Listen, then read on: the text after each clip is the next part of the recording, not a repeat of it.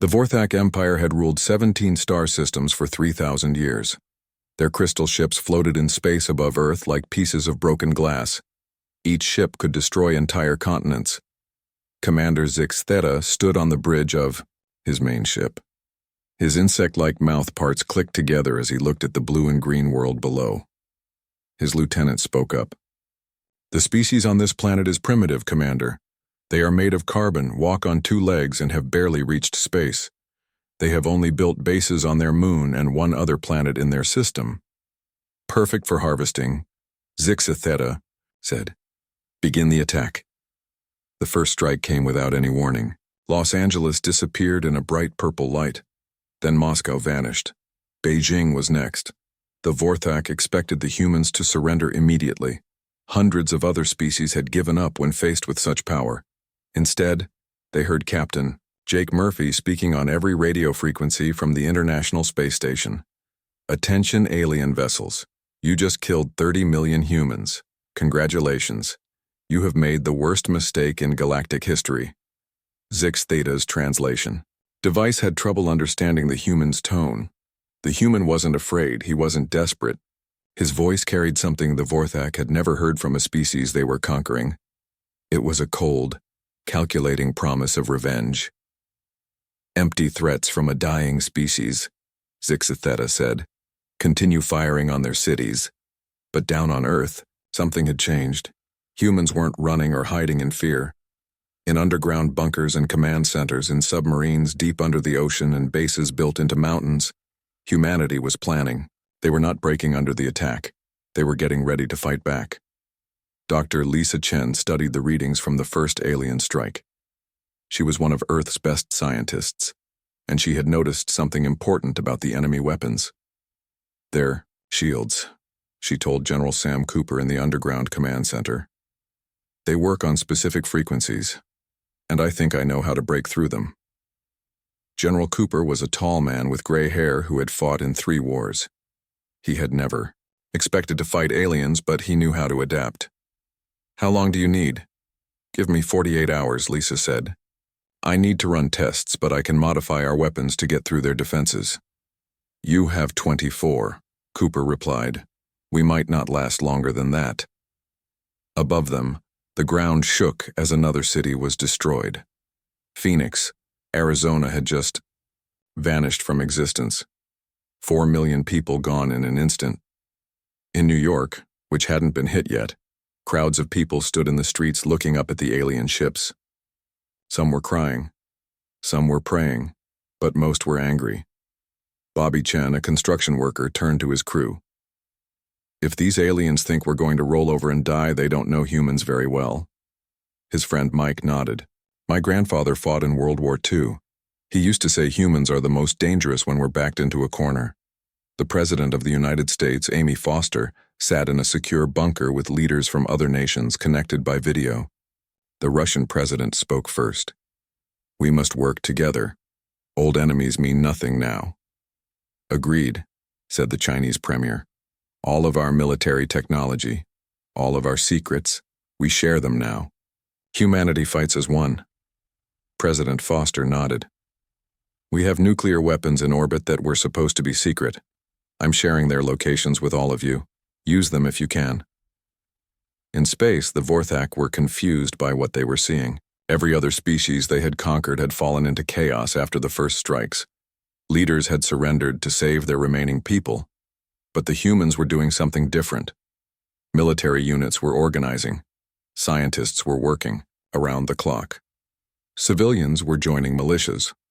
Commander Zix Theta watched the data with growing annoyance. "Why aren't they surrendering? We've destroyed 5 of their major cities." "Unknown, Commander," his science officer replied. "Their behavior does not match any species in our conquest database. They appear to be getting angrier." "Impossible. Fear is the natural response to superior force." But the science officer pulled up more data. "Commander, look at this. After each city we destroy, their military responses get faster. Their coordination improves. It's as if attacking them is making them stronger somehow." Zix Theta dismissed this with a wave of his four-armed hand. Nonsense, they are primitives with projectile weapons and chemical rockets. Send down the ground forces. Show them the might of the Vorthak Empire up close. In Earth's orbit, Jake Murphy floated in the International Space Station with his crew of 5. They had watched Los Angeles burn from space. Jake's parents had lived there. Now they were gone. "Captain," said his engineer, Susan Park, "I've been thinking. They're ships. They have to dock somewhere to refuel, right?" "Probably," Jake said. "Why?" "Because I can turn the station into a bomb, a big one. If we could ram it into one of their ships." Jake looked at his crew. They all nodded. They knew it would mean their deaths, but none of them hesitated. "Start working on it," Jake ordered. "But first we keep broadcasting. Let Earth know we're still here. Let them know we're not giving up." Down in her laboratory, Lisa Chen worked without sleep. Her team of 30 scientists from around the world had gathered in the underground facility.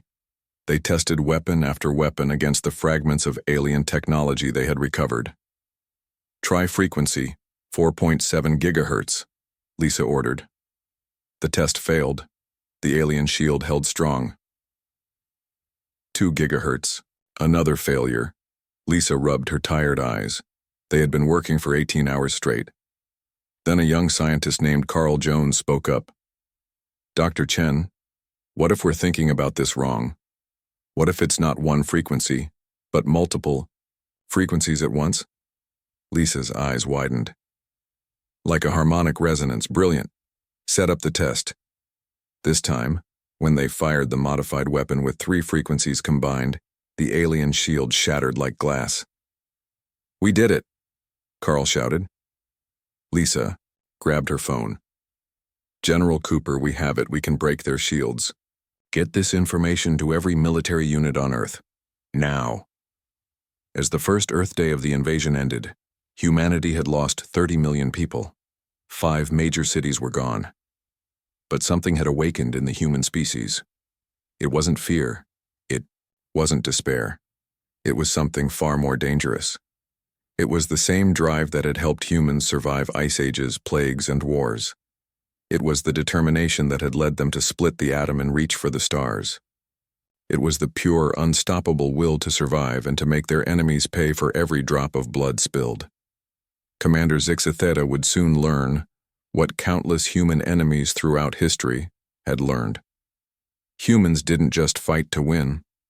When truly threatened, they fought to completely destroy their enemies. They held grudges. They remembered every wrong done to them. And they never ever gave up. The Vorthak Empire had conquered 17 star systems. They had never lost a war. They thought Earth would be easy. They were wrong. As night fell across Earth, factories that had made cars started making weapons. Scientists who studied stars started studying alien technology. Teachers became soldiers. Doctors prepared for war. 7 billion humans united with one thought. The aliens had started this war, but humanity would finish it. 3 days after the aliens first attacked, the Vorthak ground forces landed in what remained of the destroyed cities. They expected to find broken survivors begging for mercy. They expected crying humans on their knees, ready to serve new masters. Instead, they found empty streets and a strange, disturbing silence. Lieutenant Commander Krelmar led his squad of 12 soldiers through the ruins of Chicago. They were all wearing powered armor that made them 3 meters tall, with shields that could stop any human weapon, or so they thought. "Where are the survivors?" Krelmar asked through his communicator. "Our scan showed millions of life signs in this area." His scanner showed heat signatures all around them, but no humans were visible. The city looked dead. Broken buildings reached into the sky like skeleton fingers. Cars sat abandoned in the streets. But Krelmar felt something was wrong. In 300 conquests, he had never seen a city so quiet after an attack. His question was answered when the first bomb exploded. The improvised explosive device had been hidden in a destroyed car. Half his squad vanished in superheated plasma and shrapnel.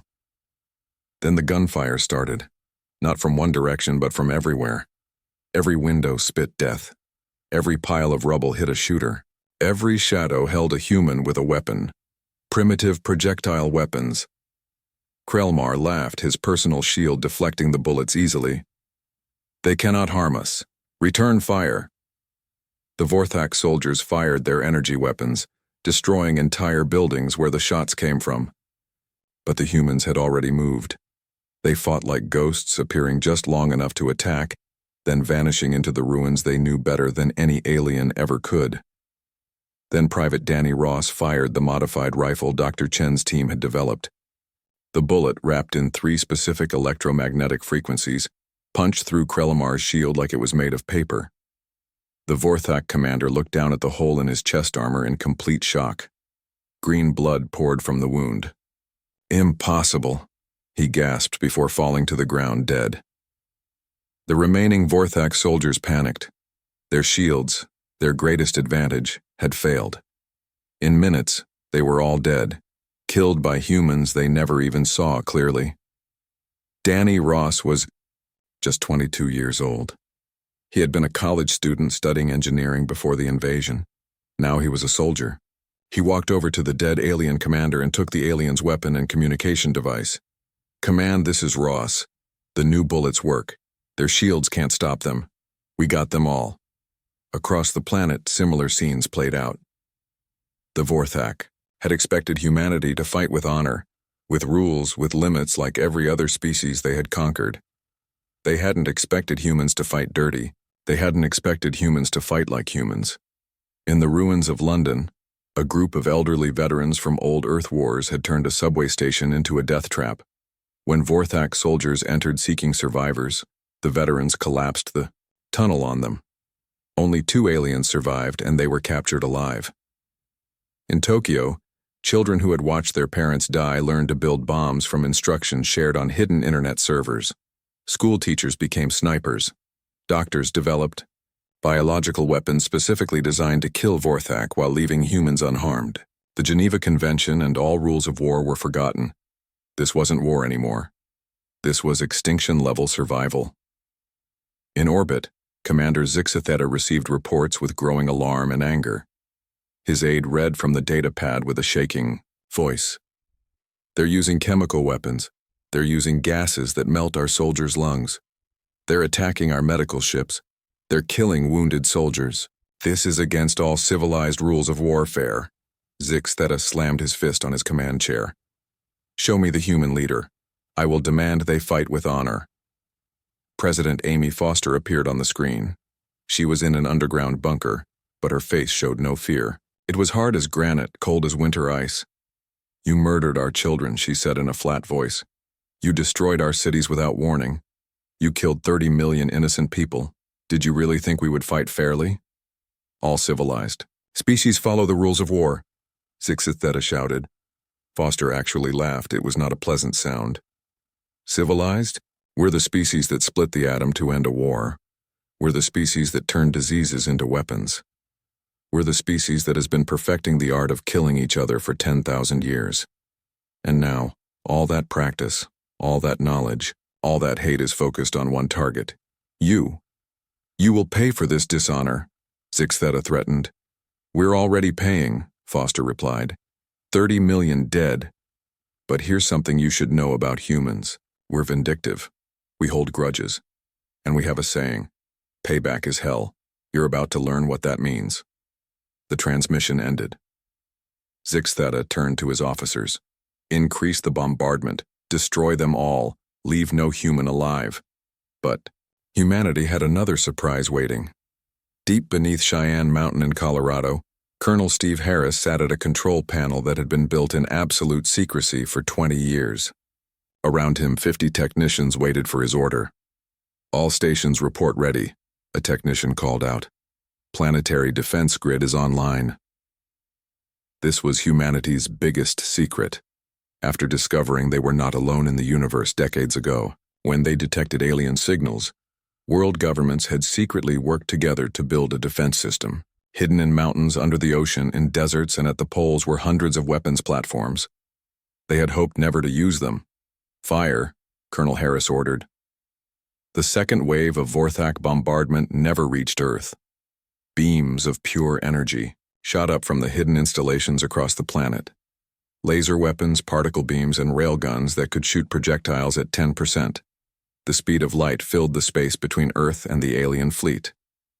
3 Vorthak ships exploded, immediately. 5 more were heavily damaged and had to pull back. Commander Zixatheta watched in shock.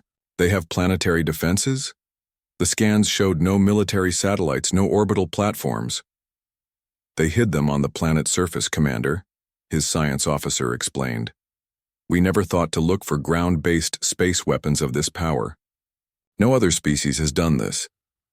In the ruins of New York, a former insurance adjuster named Brad Coleman led a group of 30 survivors. They had been hiding in the subway system, moving through the tunnels like rats. But Brad had a plan.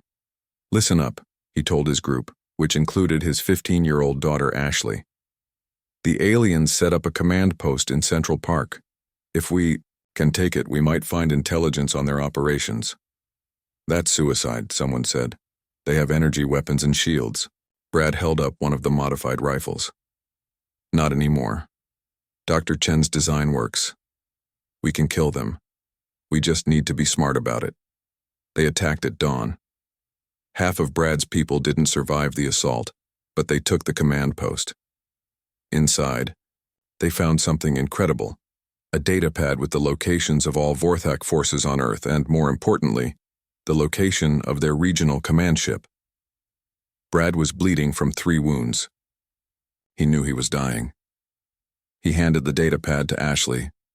Get this to the military. Tell them we found their weakness. Tell them... He coughed up blood. Tell them to make these aliens pay for every human life.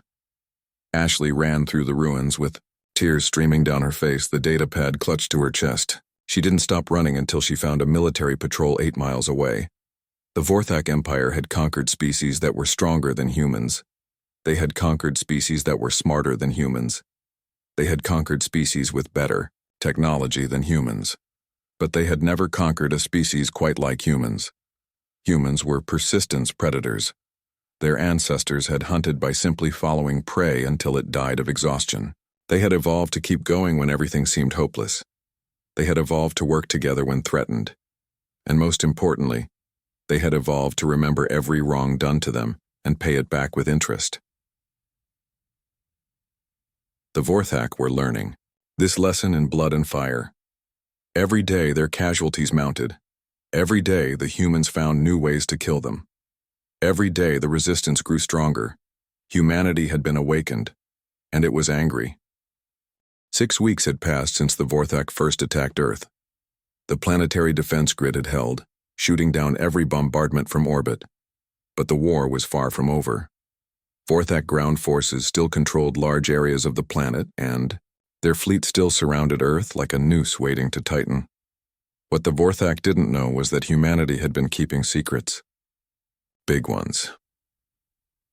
In the asteroid belt between Mars and Jupiter, Captain Maria Rodriguez stood on the bridge of humanity's first true warship, the USV Vengeance. The ship was ugly, built for function over form. It looked like someone had welded weapons onto a flying brick, but it was humanity's flying brick and it was deadly. Captain, all systems are ready, reported her weapons officer, Lieutenant Jim Taylor. The Vorthak supply convoy will be in range in 10 minutes. Maria nodded. The Vengeance and 6 other ships had been built in secret using technology from the Roswell crash in 1947. Yes, that had been real. The governments of Earth had hidden it, studied it, and slowly learned to copy it. These ships were humanity's insurance policy, hidden in the asteroid belt where alien scans couldn't find them. Signal the rest of the wolf pack, Maria ordered. Remember, we hit them hard and fast. No mercy. The Vorthak supply convoy never knew what hit them. 20 cargo ships full of food, weapons, and reinforcements for the occupation of Earth were suddenly under attack. Nuclear missiles, railguns that fired telephone pole-sized tungsten rods, and plasma cannons that humanity had reverse-engineered tore through their weak shields. Their cargo ships have minimal protection, Jim reported with satisfaction. They never expected to be attacked here. In 15 minutes, the entire convoy was destroyed. Thousands of Vorthak died in the cold vacuum of space. The Empire's supply line to Earth was cut. Back on Earth, The success of the space attack spread through the resistance like wildfire. Humans were not just defending anymore. They were taking the fight to the enemy. In Moscow's ruins, a Russian scientist named Alexei Volkov had made a discovery. He had been studying dead Vorthak bodies and found something interesting. Their biology is silicon-based, not carbon like us, he told his team. This means certain chemicals that are harmless to us are deadly poison to them. Like what? Asked his assistant. Simple hydrogen fluoride. We use it in industry all the time. To us, it's dangerous but manageable. To them, it's like acid mixed with nerve gas. Within days, the resistance had weaponized this knowledge. Spray bottles full of cleaning chemicals became deadly weapons. Swimming pool supplies became chemical bombs. The Vorthak soldiers, who had thought their biggest threat was human military weapons, now had to fear every human with access to a hardware store. Brad Coleman's daughter Ashley had made it to military command with the intelligence from the alien command post. The datapad revealed that the Vorthak regional command ship was hiding behind Earth's moon, coordinating all ground forces. General Sam Cooper studied the information with President Foster and other world leaders on a secure video call. If we can destroy that command ship, their ground forces will lose coordination, Cooper explained. But it's heavily defended. Our hidden ships in the asteroid belt are too far away. What about the space station? Suggested the Chinese premier. Captain Murphy and his crew are still up there. President Foster's face went pale. That would be a suicide mission. Ma'am, Jake Murphy's voice came through the communication system. He had been listening. We're already dead up here. We have no way down. Let us make our deaths count. There was silence for a long moment. Then Foster spoke. Captain Murphy, on behalf of Earth, I authorize Operation Ramming Speed. In the ISS, Jake and his 5 crew members had spent weeks turning their station into a giant guided missile.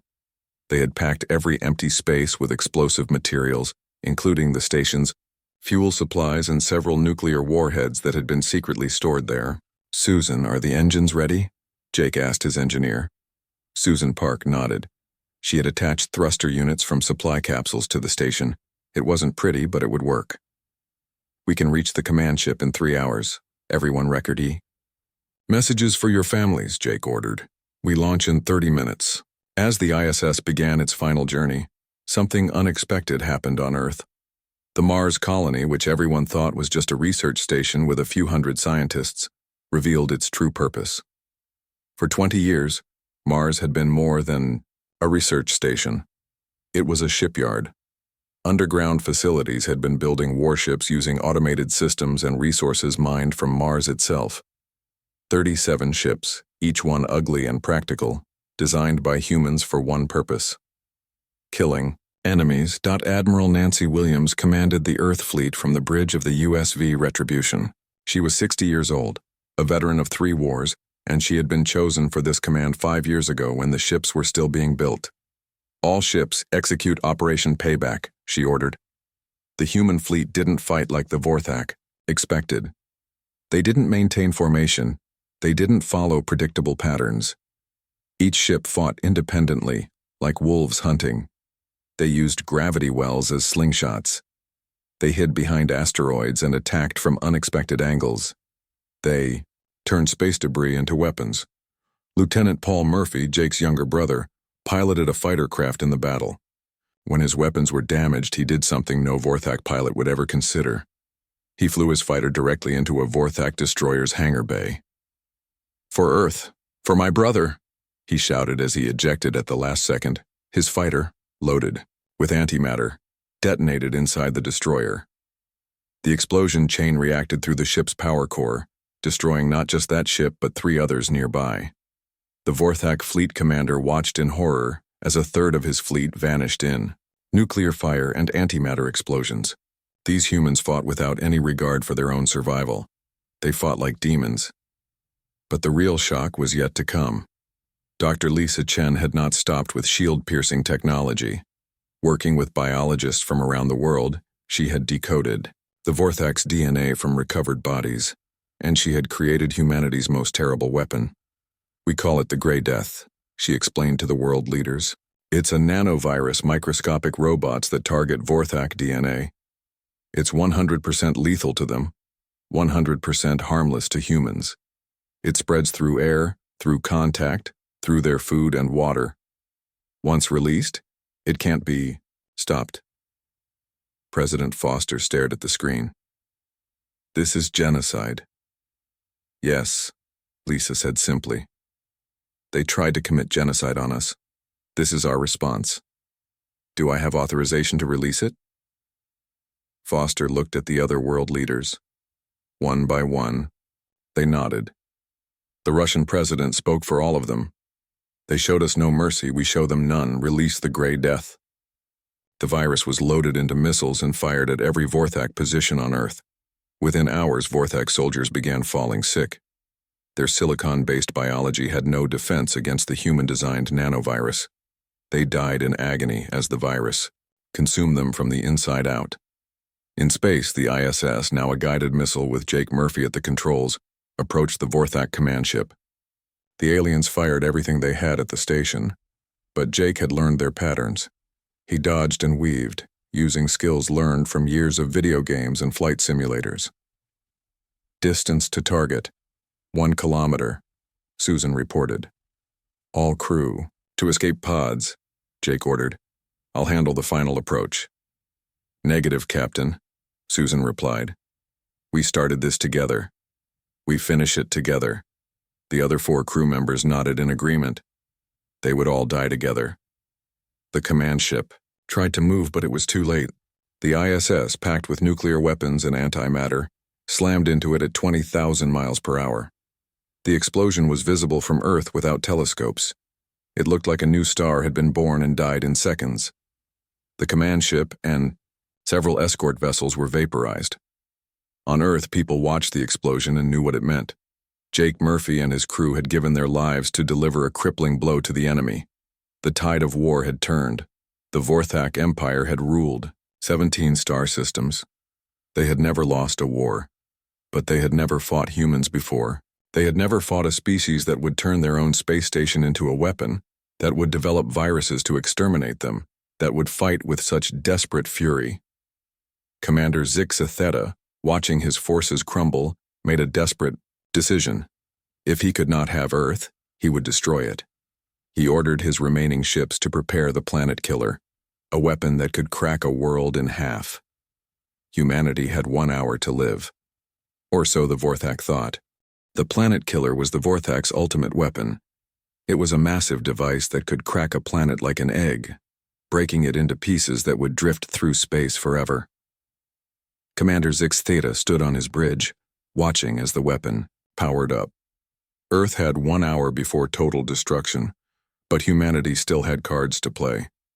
And they were about to show the galaxy why humans had become the dominant species on their world, not through strength or speed, but through intelligence and pure, stubborn refusal to die.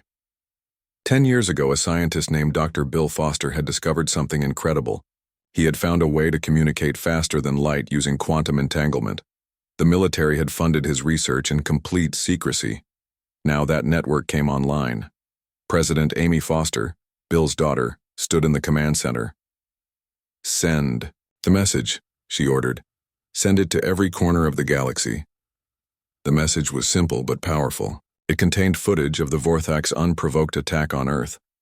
It showed the destroyed cities, the dead children, the burning worlds. But more importantly, it contained something else.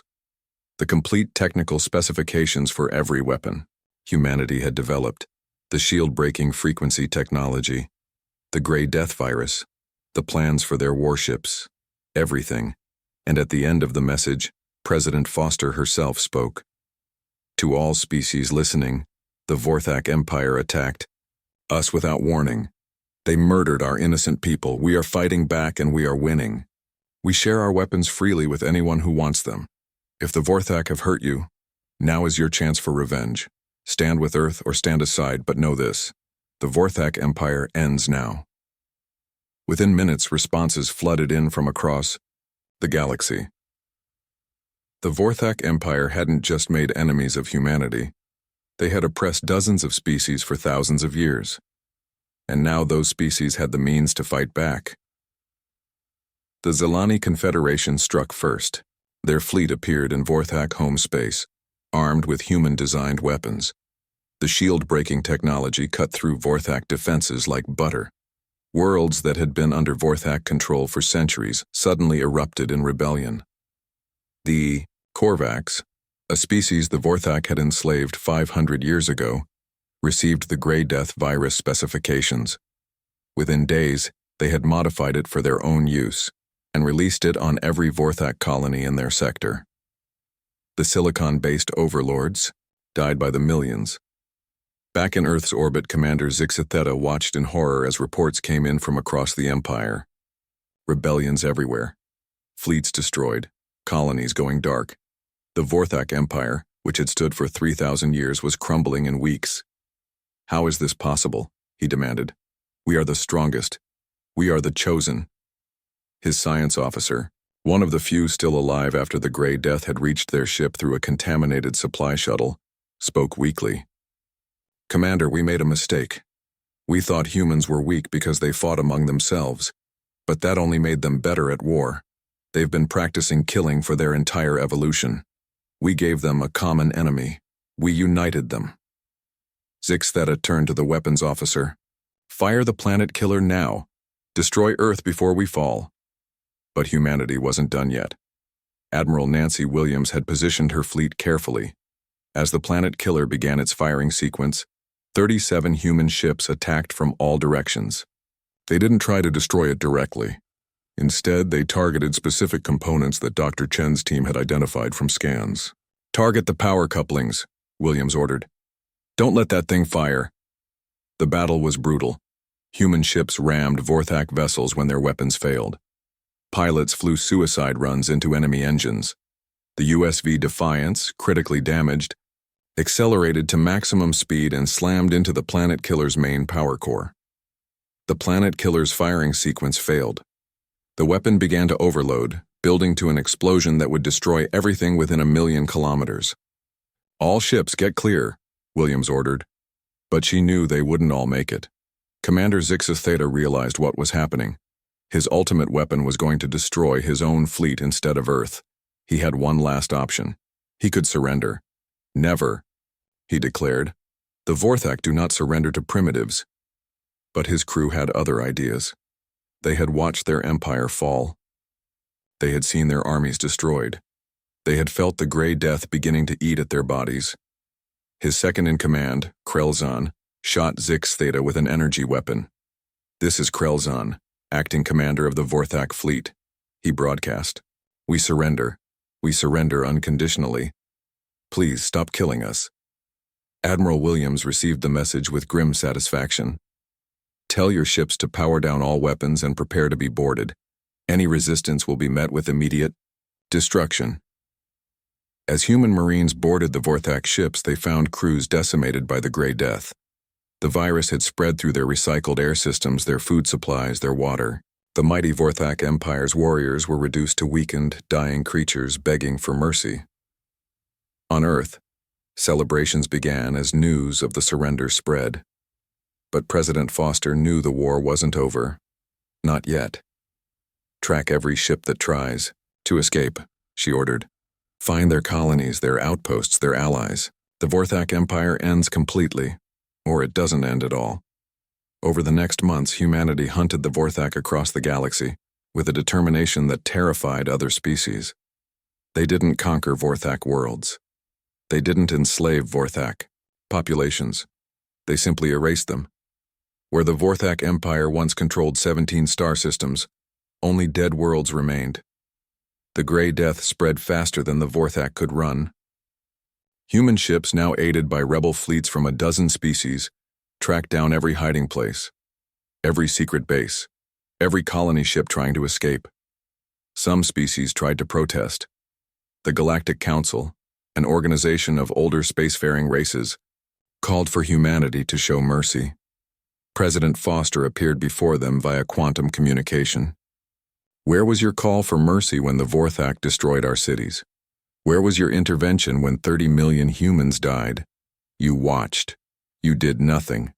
Now you want us to show mercy? No. The Vorthak thought they could exterminate us. They learned that humans don't forgive, we don't forget. And when you try to kill us, we kill you back completely. The Galactic Council could do nothing but watch as humanity and their new allies systematically destroyed every trace of the Vorthak Empire.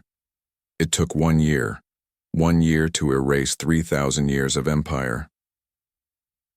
During this time, humanity shared their technology freely with species that had been oppressed by the Vorthak. They helped rebuild worlds the Vorthak had stripped of resources. They showed kindness to those who had suffered, but they showed no mercy to their enemies.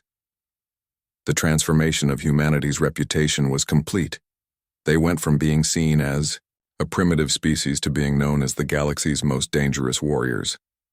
Not because they were the strongest, but because they were the most thorough. When humans decided you were their enemy, they didn't stop until you were gone.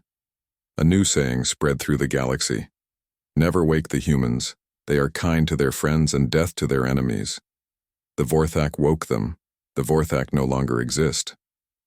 On Earth, as the planet rebuilt, monuments were raised to the 30 million who had died in the first attack. But the largest monument was built where the ISS had launched its final mission. It bore the names of Jake Murphy and his crew with a simple inscription. They turned our home into a weapon. They gave their lives for Earth. They showed the galaxy that humans never yield. In schools across Earth, children learned a new lesson. They learned about the war, about the losses, about the victory. But most importantly, they learned this. Earth was now part of a larger galaxy. And that galaxy now knew what humans were, capable of when pushed too far. The Vorthak language survived only in human military academies, where it was taught as part of history lessons. The lesson was always the same. This is what happens when you attack humanity without mercy. You receive none in return. 1 year had passed since the Vorthak first attacked Earth. Their empire, which had ruled 17 star systems for 3,000 years, was now nothing but history. Dead worlds spun silently in space where billions of Vorthak once lived. Their great crystal cities were shattered. Their fleets were floating debris. Their species was extinct. Humanity had done this, not with superior technology, not with greater numbers, but with something far more dangerous, the human capacity for total war and complete vengeance. President Amy Foster stood before the newly built United Earth Assembly. Representatives from every nation sat in the circular chamber. Behind her, on massive screens, images showed the dead Vorthak worlds. The war is over, she announced. The last Vorthak colony ship was destroyed 3 days ago near the Proxima system. Our allies confirm no Vorthak remain alive anywhere in the galaxy. There was no celebration, no cheering, just grim satisfaction. Humanity had learned the price of survival among the stars. General Sam Cooper presented the final war statistics. We lost 30 million in the first attack, another 5 million during the ground occupation. But the Vorthak lost everything. Every world, every ship, every life. Total casualties. Approximately 47 billion Vorthak dead. The numbers were staggering. Humanity had committed xenocide, the complete extinction of another sentient species. But no one in the assembly felt guilt. The Vorthak had tried to do the same to humanity first. In space, Admiral Nancy Williams commanded the new Earth Defense Fleet. It had grown from 37 hidden ships to over 300 vessels built using technology shared by grateful species that humanity had liberated from Vorthak rule. Admiral, we're receiving a transmission from the Galactic Council, her communications officer reported. They're requesting permission to send an ambassador to Earth. Williams smiled grimly. Now they want to talk. After they watched us burn for weeks without lifting a finger. The Galactic Council had stayed neutral during the war, claiming non-interference policies. But everyone knew the truth. They had expected humanity to fall quickly, just another primitive species conquered by the Vorthak. They had been wrong. The ambassador who arrived was from a species called the Etherians, beings of pure energy who were among the oldest races in the galaxy. The ambassador, who took the name Aurora for human convenience, appeared before the Earth Assembly as a shimmering figure of light. Humanity, Aurora began, her voice resonating through the chamber. You have done something no species has done in 10,000 years. You have completely destroyed an empire. The galaxy watches you now with both fear and respect. Good, President Foster replied. Let them watch. Let them learn. Earth is not prey. We are not slaves. We are not subjects. Come to us in peace, and we will share our knowledge, our trade, our friendship. Come to us in war, and we will end you. Aurora pulsed with what might have been surprise. You speak with such certainty for such a young species. We're not that young, Foster said. We've been killing each other for 300,000 years. We've gotten very good at it. The Vorthak gave us a reason to stop killing each other and focus on killing them instead. They united us in a way we never could have united ourselves. The Etherian ambassador presented a formal document. The Galactic Council unanimously passes this new law. No species shall engage in hostilities with Earth or its colonies. You are designated as a protected species under galactic law. General Cooper laughed. Protected? You're not protecting us. You're protecting everyone else from us. Aurora's form flickered in what might have been acknowledgement. Perhaps. But the designation stands. Additionally, 17 star systems formerly under Vorthak control are now recognized as human territory if you wish to claim them. Humanity didn't want empire, but they took 3 systems as strategic outposts and gave the rest to species that had been enslaved by the Vorthak. This act of generosity after such ruthless destruction confused many alien observers. How could the same species that had exterminated the Vorthak now show such kindness?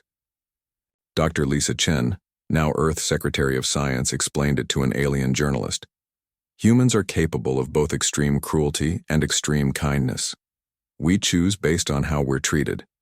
The Vorthak chose to treat us with cruelty. They received cruelty in return. These freed species treat us with gratitude. They receive kindness in return. It's simple, but the complete extinction of a species, the journalist pressed. They tried to do it to us first, Chen said simply. We just did it better. As Earth rebuilt, memorials were constructed not just for the human dead, but also containing a warning to the galaxy. The largest memorial stood where Los Angeles once existed. It was a black granite wall stretching for miles, containing the names of every human who died in the first attack. At its center, in letters visible from orbit, was inscribed, "Here began humanity's second age. Here died 30 million. Here the galaxy learned that humans are not prey. We are persistence predators. We don't forgive. We don't forget. We endure. And then we win." Below that, in every known galactic language, was a simpler message. We did not start this war, but we ended it. Completely. Remember the Vorthak. Remember, what happens to those who wake the beast? Young Ashley Coleman, Brad's daughter who had carried crucial intelligence through the ruins of New York, now served as Earth's youngest ambassador to other species. At just 16, she had seen more war than most soldiers. She spoke at the dedication of the memorial. My father died fighting the Vorthak. So did millions of others. They died to send a message to the galaxy. That message is simple. Humans are not the strongest species. We're not the smartest. We're not the most advanced. But we are the most dangerous when threatened. We evolved on a death world where everything tried to kill us. We survived ice ages, plagues, predators, and each other. We survived by being more stubborn than death itself. The Vorthak forgot that. Now the Vorthak are gone. In the depths of space, human ships continued to patrol. They explored new systems. They made contact with new species. They traded, they learned, they shared. But every ship carried weapons. Every colony built defenses. Every human remembered the lesson of the Vorthak War.